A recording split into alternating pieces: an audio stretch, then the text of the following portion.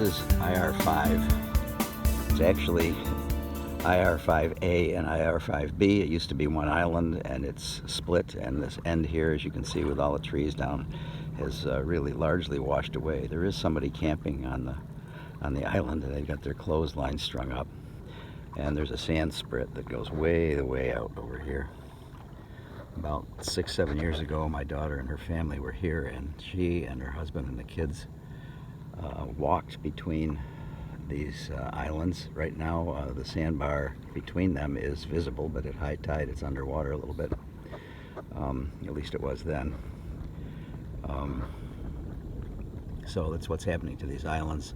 This one will probably go completely. You can see the Australian pine here, and it's washing out. When it goes, I think the rest of the island will go.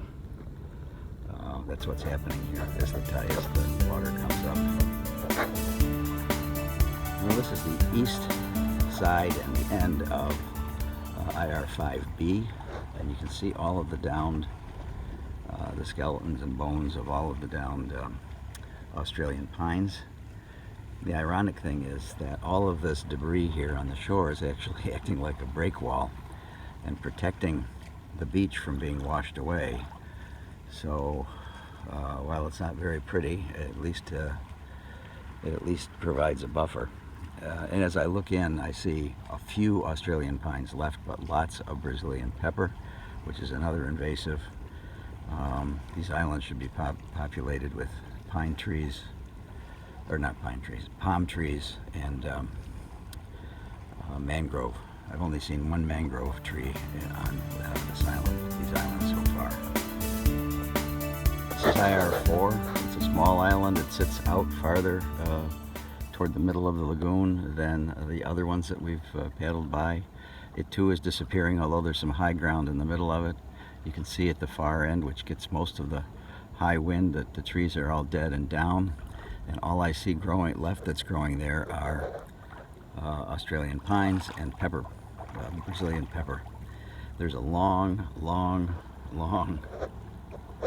sand spit here that comes out from the island, about a quarter mile, and the short one on the other end. You can see an osprey up there in that tree at the far end.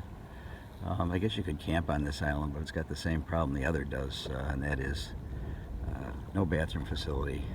What do you do with your feces and so forth so that it doesn't get in the lagoon? It's difficult. You need to take it off with you, and that's hard in a kayak. So that's IR4. This is IR5, and most of it, I mean, it's always had this little lagoon in the middle, but mostly the edges have washed away, so it's just got this ring of land on the outside, on the west side, with trees on it. It used to be a major rookery for pelicans and cormorants and hinga and others.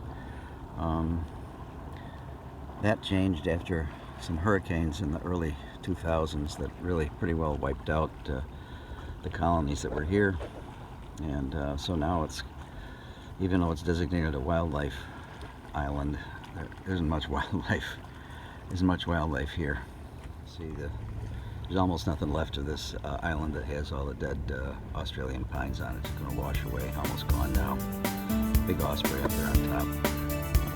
I usually go ashore here, which I will do in a minute, just to look around and take a break before I head back. It's about halfway in my trip here this morning. Well, this island, IR1, is, as I said, is splitting. You can see the water washing over a sandbar here that separates the two pieces.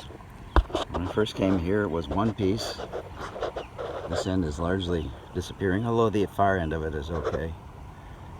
And this end, the southern end, is really gone. It was a big stand of trees there, but it's gone.